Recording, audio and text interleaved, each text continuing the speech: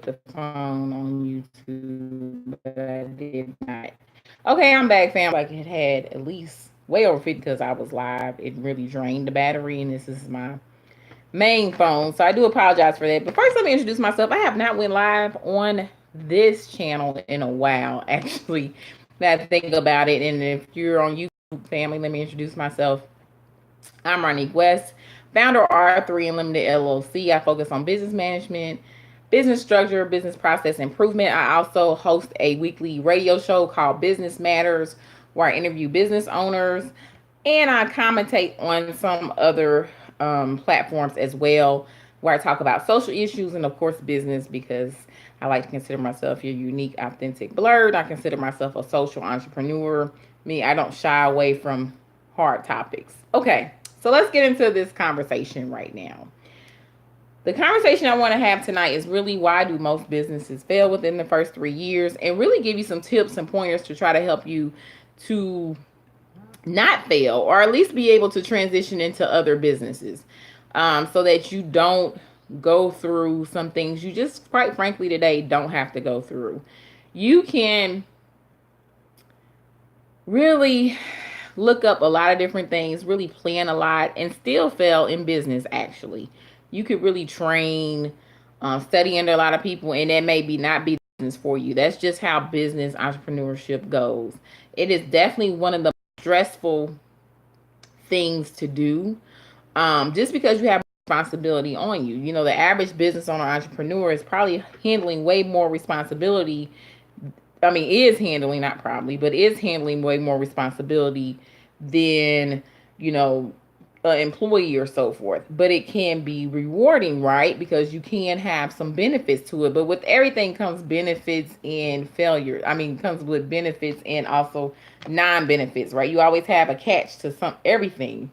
So that's really important that you understand that as you go into this journey, or you're thinking about becoming an entrepreneur, or you're new to entrepreneurship, right? And I know with social media and just with marketing, period, no one is discussing you know, their problems, the things that they're dealing with, the issues they're having, because marketing is always the positive, the up and up.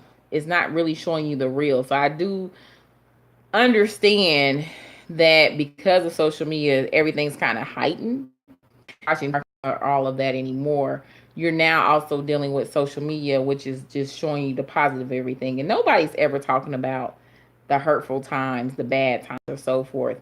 But I really want to have a real conversation with you tonight to let you know it's going to be tough times. It's going to be difficult times. It's going to be hard times. You may have to transition to a whole nother business. You may start a business and you may not figure out what business works for you into that third business. And that is completely okay, you know, but most people on the outside looking in would not even understand, or not get that journey. So they do judge you. So you have to look at a lot of different things and really understand it. But I'm really, I don't know.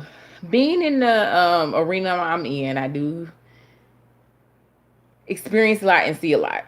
But I really want to have this conversation because I want us to start trying to avoid the the things we can't avoid. You know, you have to really get real with yourself about what can you handle when you start your business or whatever you're building, and what can you not handle, and be realistic about it. You know, I know we all want to, or some of us all want to have this big grand scheme of things, and I'm a millionaire, a billionaire, or maybe you want to be extremely popular, maybe you want to be on TV or whatever. But you have to get real about, okay, what do I have right now, and what can I maintain and become consistent at first, and then grow when it comes time to grow. And sometimes that consistency has to go for 4 to 5 years. You know, we have a lot of business owners who are quitting within the first year or 3 months or whatever. And you know, you haven't even that fifth or sixth or seventh year, sometimes that 10th year.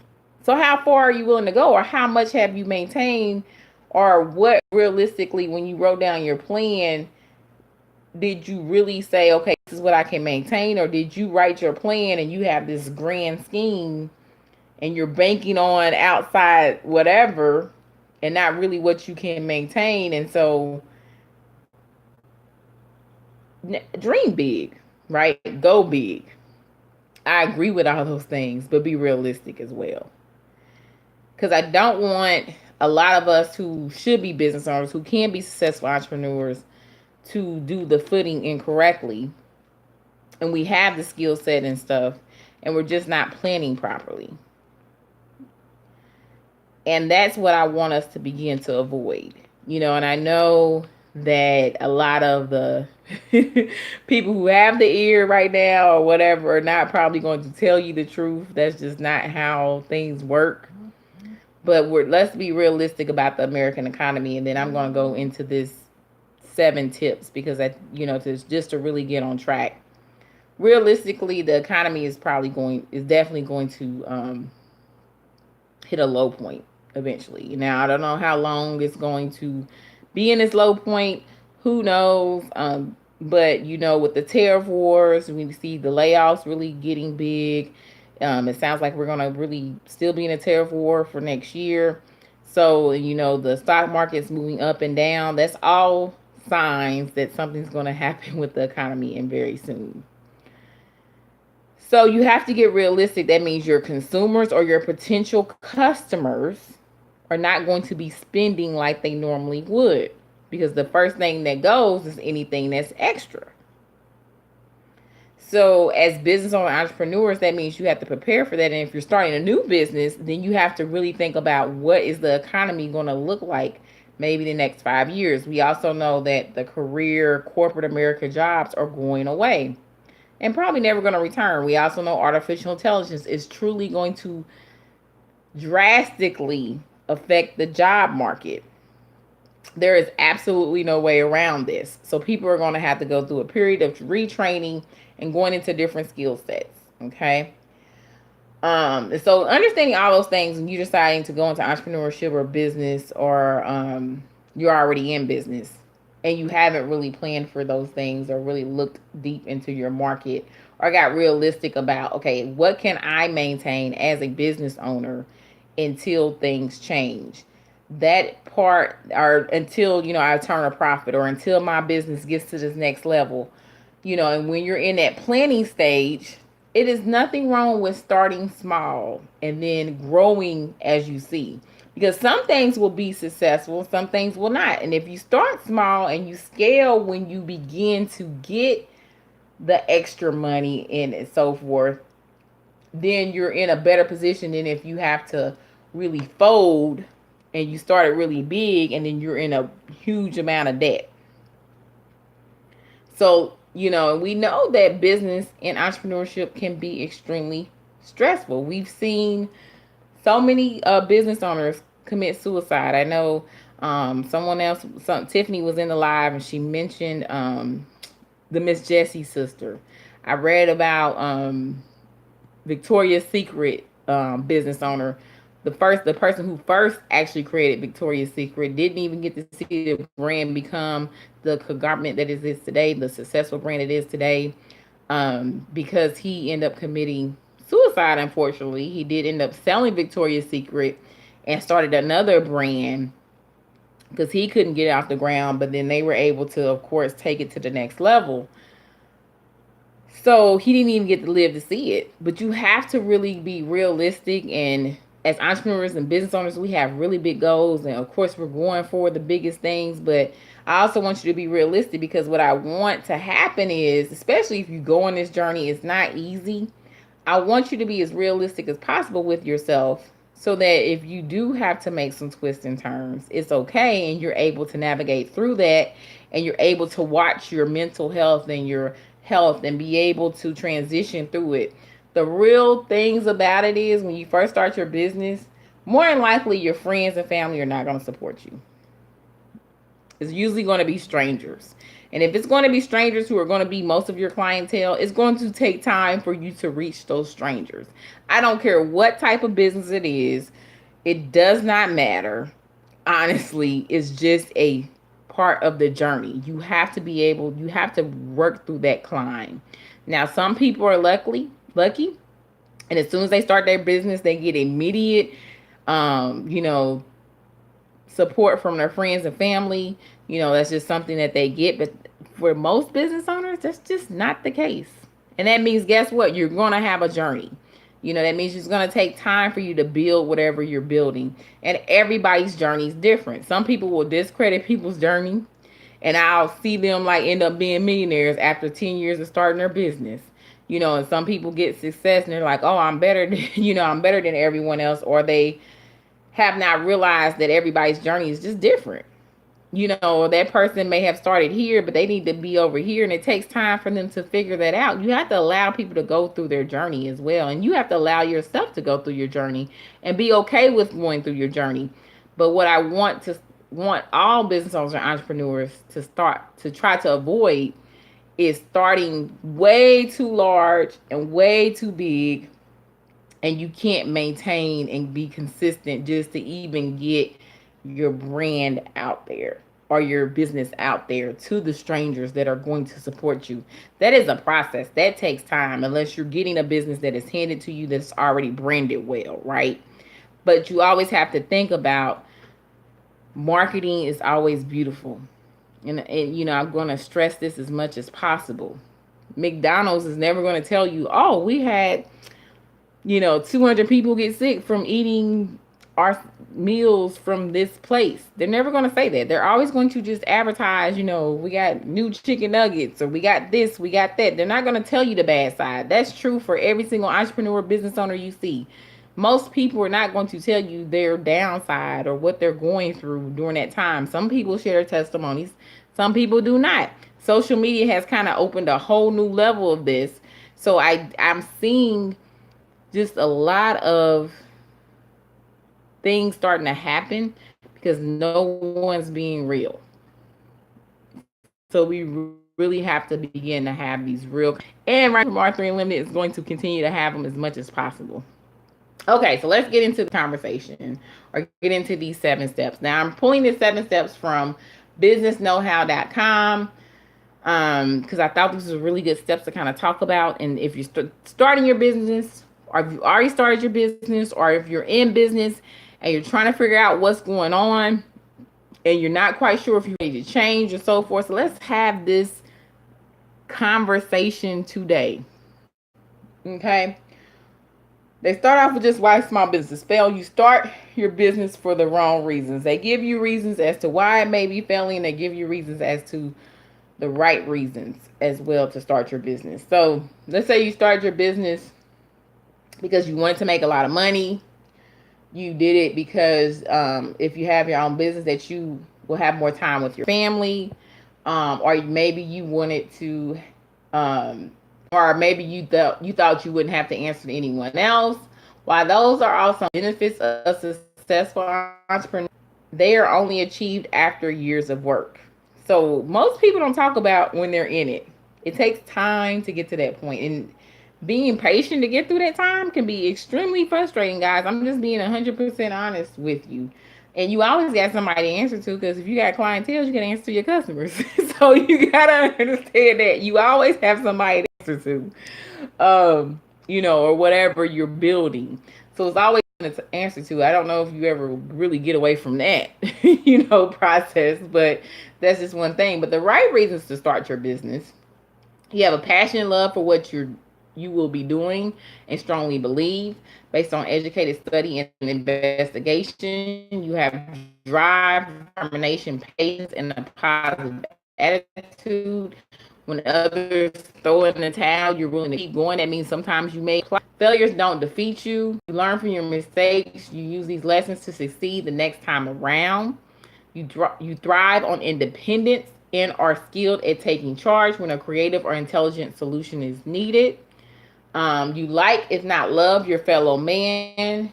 You work in honesty, integrity, and interactions with others. So this is very important. Those are reasons to start your business. Those are the core reasons, because you have to have those core basics. Now, there's a lot of people out here who have businesses that are successful and may not have those basics. We all know that, right? If you've been in business, if you live life, this, especially that last sentence. That doesn't mean they can't be successful, but you really want to really have those basics, okay? Sorry, my phone had dropped. Number two, poor management. Reason why I started R3 Unlimited, and it's a lot of things I know that I did not want to do. You know, I wasn't quite sure what I wanted to do, but I knew it was things that I no longer were interested in. I knew I did not want to go into anything every day anymore and have to dress up or anything like that. Like, I knew that. I knew that I never technically wanted a brick and mortar business, because that's going into something, having to do it day in, day out, and do the same thing. I'm not a type of person who likes to do the same thing day in, day out. I like to solve problems. I like to be the person who comes in and clean things up, organize, project management, implement. That's who I am. So that's what I love to do. And I love to have flexibility. I can't be the person anymore that really has to be somewhere at a certain time every day. That's just not me. So I was like, I got to structure something that I can do. And I love supporting others. I love helping others. So that's why I created R3 Unlimited, to help manage effectively, to build properly, to implement through steps and processes. So many report business failure cites poor management as the number one reason for failure. New business owners frequently lack relevant business and management expertise in areas such as finance, purchasing, selling, production, hiring, and managing employees. If the business owner doesn't recognize what they don't do well and seek help, the company may fail and go out of business. To remedy the problem, small business owners can educate themselves on the skills they lack, hire skilled employees, or outsource work to competent professionals. So that's why I started R3 Unlimited, because I knew that business owners need help and they have to, have people to outsource to. Instead of like really creating something and me just managing business myself, I wanted to be the one that helped business owners, which a lot of the people that I work with on a constant basis, that's what we all do. We're consultants and we help business owners in one area or the other. I focus on management, process improvement, and the procedure part of it. And then I bring other folks in that focuses on other areas.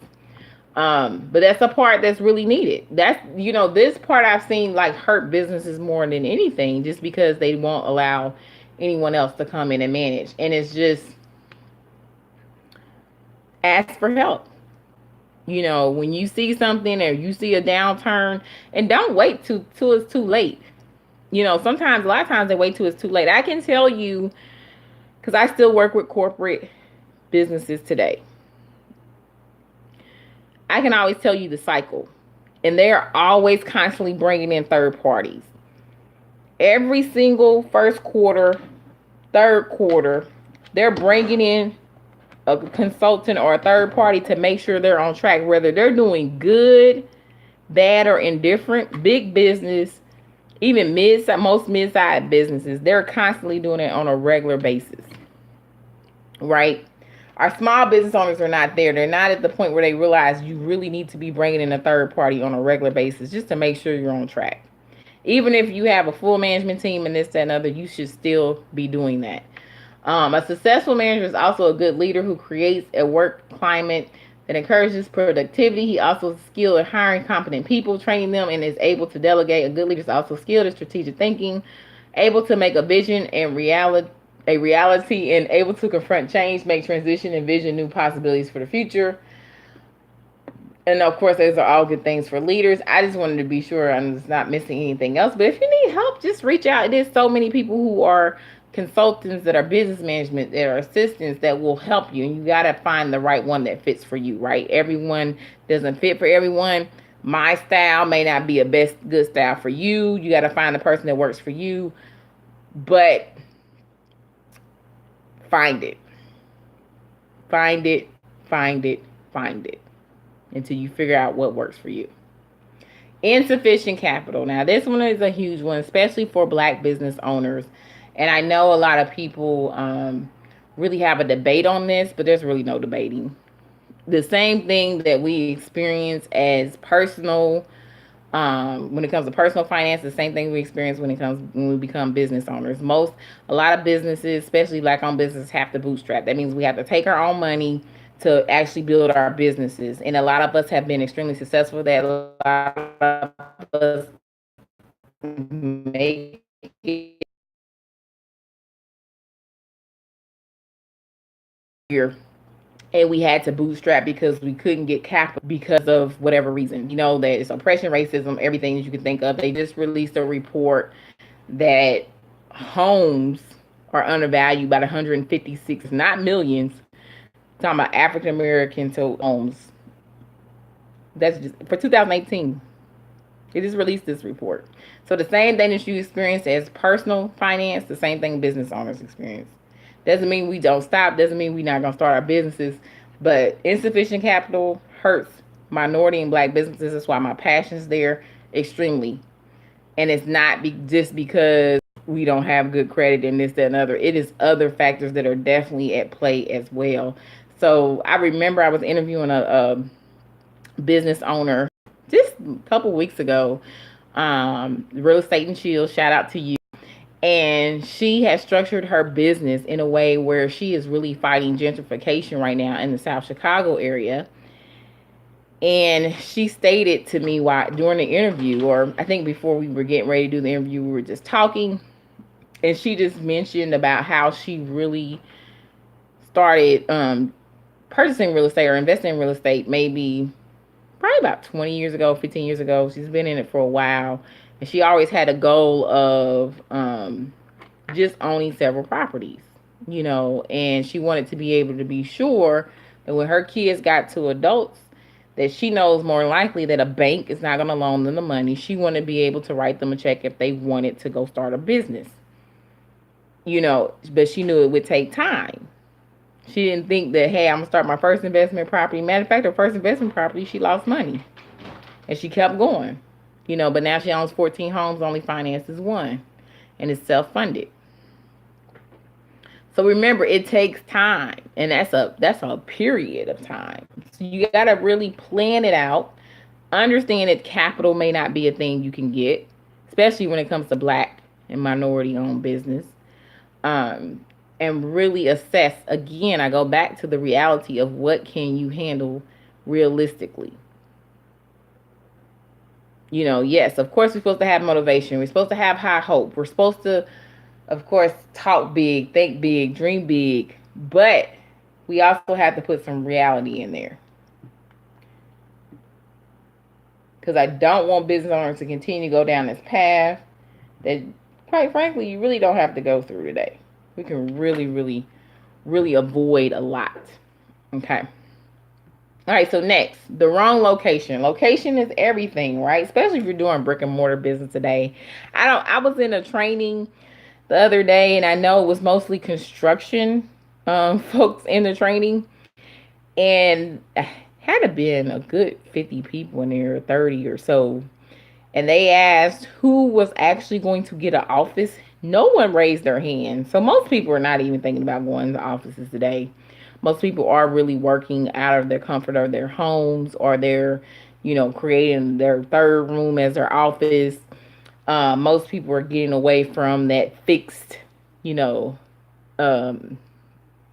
overhead cost, just because there's just so many different ways to do business today. There's absolutely no reason to be innovative, and there's really no reason to go into that, especially with shared spaces. Shared spaces is becoming a major thing, and that's just where you have shared office space that you can go in and rent out an office for a couple hours for people who are not comfortable with doing virtual meetings, you know, or so forth, or whatever. But I know for me, I've worked with people all over the world, and most of the time I'm on a conference call or I'm doing a virtual meeting at this point. It's hardly ever where I am going face to face with a person. It still happens, but it's very rare right now. Most people are not doing that, especially with the fast-paced society we're living in. Most people just want to be able to pick up the phone, talk to you, you know, really get what needs to get done and keep it moving. I apologize for that, guys. Let me put something right here so that can stop falling. So I think I'm just pulling on it. Okay. So the wrong location. So if you're gonna get a location, make sure you got a visible location. Is it traffic, right? Are your competitors around? What are the conditions? Safety of the building. Look at local incentives for businesses, because a lot of times you can get in certain zones and you can get discounts if you're still looking at to get a location. And then look up the data. What is the true data for that area? What is actually happening? You can really pull a lot of data, especially if it's an area where businesses were at before. And then they go into lack of planning. I don't know if I can talk about planning. That probably had to be a whole nother topic, a whole nother live that we'll have to discuss. But plan again, plan every year. Check your plan. Because you write the plan, don't forget to go look at it again. Make sure you have a description, market analysis, workforce needs, potential problems, financial. Um, we went over all that earlier. Analysis of competition, marketing, and then budgeting. Some people pay attention to competition, some people don't. Both work. Some people just really consider a competition to be themselves, and they really just focus on them, and that helps a lot because it helps to alleviate the distractions. I'm kind of that person. Um, for the most part, because I just like to focus on what we're doing to continue to attract, to improve, right? Budget and managing the company growth. I think as a starting entrepreneur business owner, especially if you've never owned a business before, I prefer you start small. I went to VIP University from a $1 million business owner. She even mentioned that you should start small, things that you can really control, and then when you need to add things, already be in research mode and so forth, and planning mode, to where when it's time to add that new thing or that new product or that new plan, then add it, but don't do it before it's time.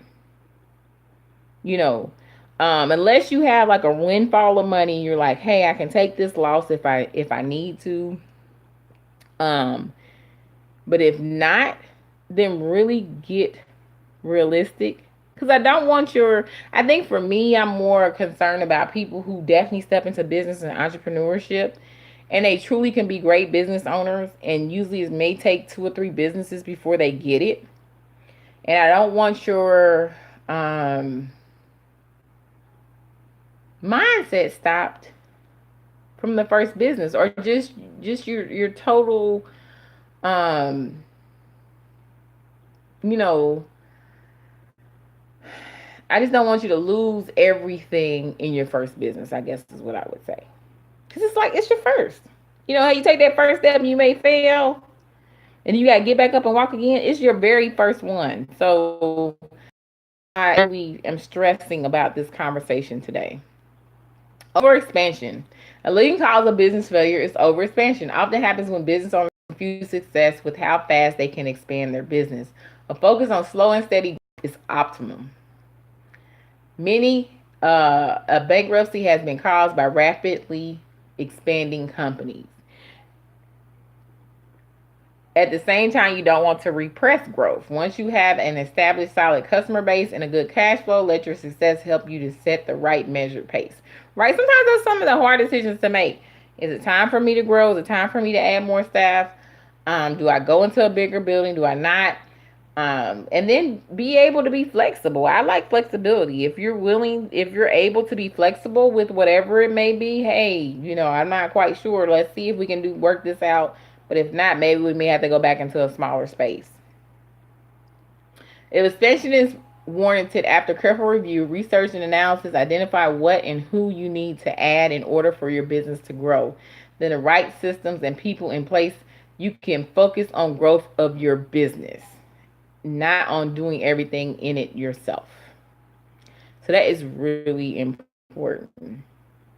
You want to get away from being self-employed or being a sole proprietorship, and learn how to build that team. And building a team is a whole nother subject, and it's ups and downs to it, period. There's no way around it. Even if you think about it, and this is the thing that I think a lot of people don't discuss all the time either.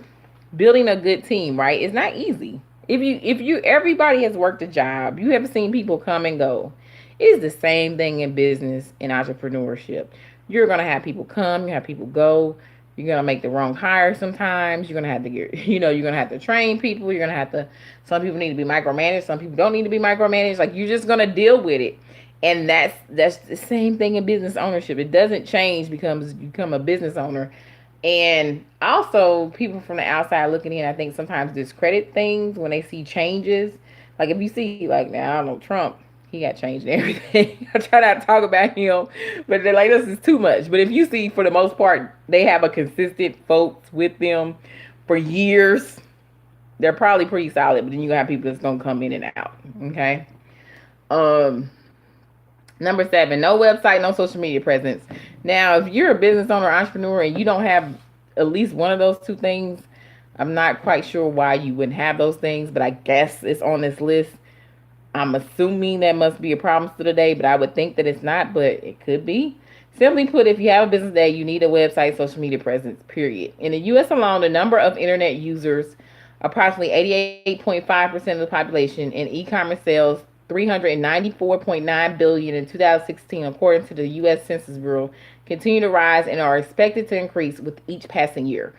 And at the very least, every business should have a professional looking and well designed website that enables users to easily find out about their business, how to avail themselves of their products and services. Some people argue today if you really need a website because of social media. And then there are so many tools that you can provide links to today that you really don't have to have a website. But that still is debatable, okay? Depending upon what business you're in. But I've heard that a lot recently in 2018 because what? Technology is always changing. People are really going different ways to really look up businesses today and really become consumers or customers of that business, or they're just using word of mouth and like, hey, I just want to be able to get to that site. A lot of people look up a business either on Instagram, Facebook, Twitter, wherever that business may be, to find out the information about that business. um, and then I know Google's adding a lot of platforms, so there's just so many different ways to promote a business for customers to get in contact with you and so forth. And you got to figure out which way works for you. That's another thing, right? And that takes time. I guess at the end of this conversation about why most businesses fail in the first 3 years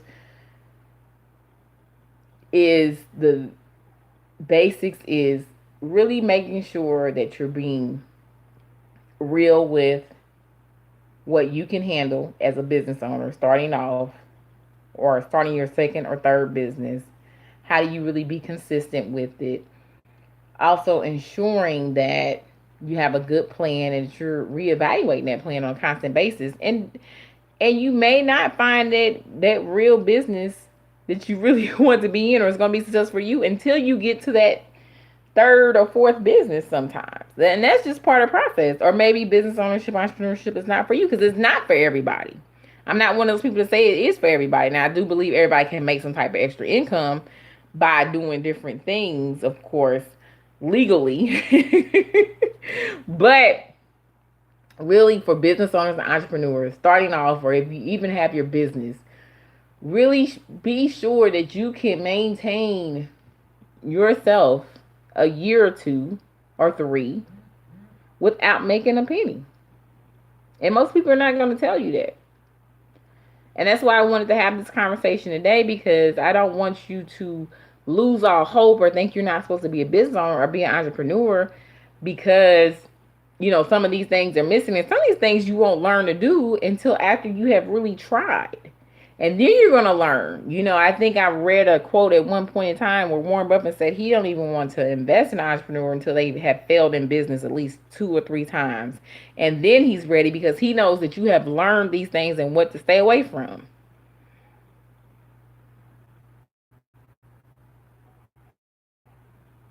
So the moral of the story is to plan for that you're being realistic with your goals. Don't scale too fast. Don't start off with the biggest dream at first if you can't maintain that dream until you reach those strangers that are going to support you and be able to sustain your business. Because you got to remember that strangers are probably going to be the ones that are going to support you. And even if all your friends and family did support you, they probably couldn't make your business profitable. So you have to be realistic about that piece of it. me earlier, can this be shared out? I don't think it can on Instagram, but I did also record this on my YouTube channel. So check it out at Ronika M. Weston and YouTube and Instagram family. Thank you for joining me this evening, of course. And I'll be here every Thursday. And we'll have some real conversations about business and entrepreneurship, because I just don't feel like anybody's really talking the real right now, and we have to really get serious about it, because I don't want to see anybody go down a road that they really probably don't want to do, but or really have not really been very honest with themselves to see if there's something that they can really maintain or sustain, or they can do it. They just need to start a different area first and then build and add, and then become this big conglomerate after, after you hit some certain goals. And that's fine. Everybody's journey is different. And I want you to start, and I want you to get started right, but I also want you to be realistic.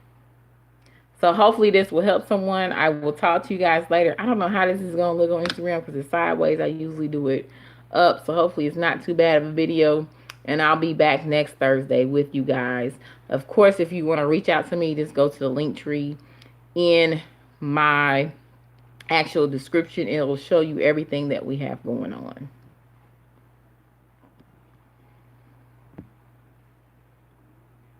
Bye, YouTube. My first live, I'll be live every Thursday, so hopefully you will join me.